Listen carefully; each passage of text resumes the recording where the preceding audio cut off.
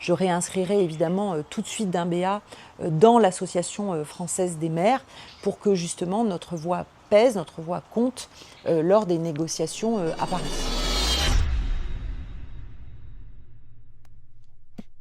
Avec près de 40% des voix, vous arrivez largement en tête de ce premier tour à Dimbéa. Comment interprétez-vous ce résultat et le message envoyé par les électeurs ?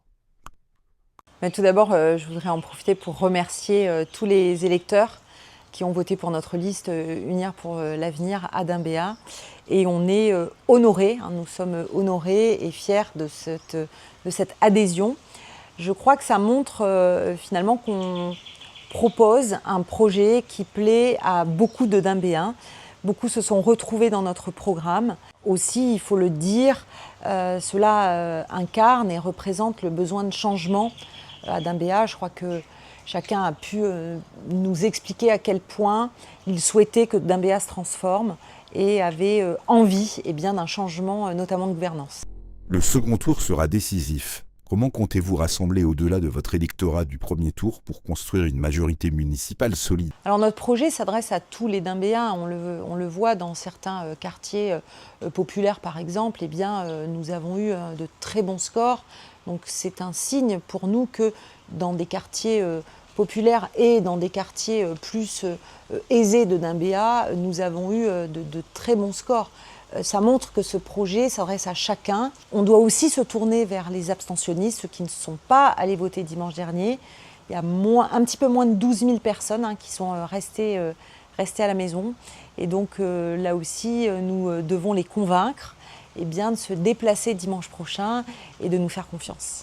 Si vous êtes élu maire dimanche prochain, quelles seront vos 3 premières décisions concrètes pour Dimbéa ?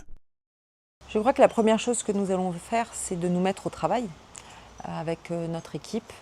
Je compte rencontrer un maximum de Dimbéens parce qu'ils nous ont dit pendant les mois de campagne à quel point ils avaient besoin d'être écoutés, à quel point ils avaient l'impression qu'on n'entendait pas leur message.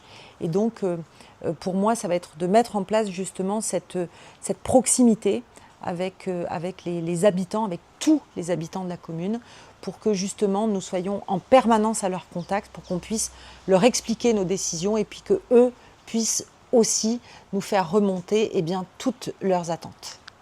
Certains électeurs expriment une forme de lassitude vis-à-vis de la gestion actuelle de la commune. Qu'est-ce qui, selon vous, doit changer immédiatement dans la gouvernance de Dimbéa ? Je crois que les électeurs, les citoyens attendent beaucoup plus de proximité entre le maire et eux-mêmes. Donc il faut vraiment aller à leur contact, beaucoup plus. Il faut leur expliquer aussi les décisions qui sont prises à la mairie.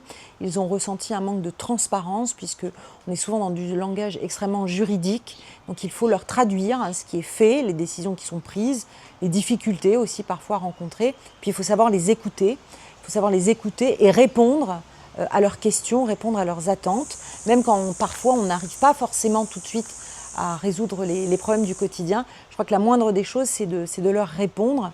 Et on a aussi, nous, à cœur de travailler avec du bon sens, du pragmatisme, tout en ayant une gestion extrêmement rigoureuse de l'argent public, qui est finalement l'argent de nous tous. Si vous êtes élu maire dimanche prochain, quelles seront vos 3 premières décisions concrètes ? Je crois que c'est la stabilité politique qui va permettre le meilleur développement économique possible de notre territoire, nous le savons. Et le maire de Dimbéa est le maire de la 2e commune du territoire. C'est tout l'intérêt, comme je le fais, d'être dans une alliance politique d'envergure avec l'Union des loyalistes et du Rassemblement qui nous permet d'être au plus près des décisions prises à Paris. Et il faudra évidemment faire remonter au plus proche des décideurs la réalité du quotidien des habitants de la Nouvelle-Calédonie en général et de Dimbéa en particulier. Donc oui, un maire a un rôle fondamental dans ce domaine-là. Il a aussi ce rôle-là au travers des associations de maires. Je réinscrirai évidemment tout de suite Dimbéa dans l'Association française des maires pour que justement notre voix pèse, notre voix compte lors des négociations à Paris. Quel message vous auriez envie de leur faire passer ?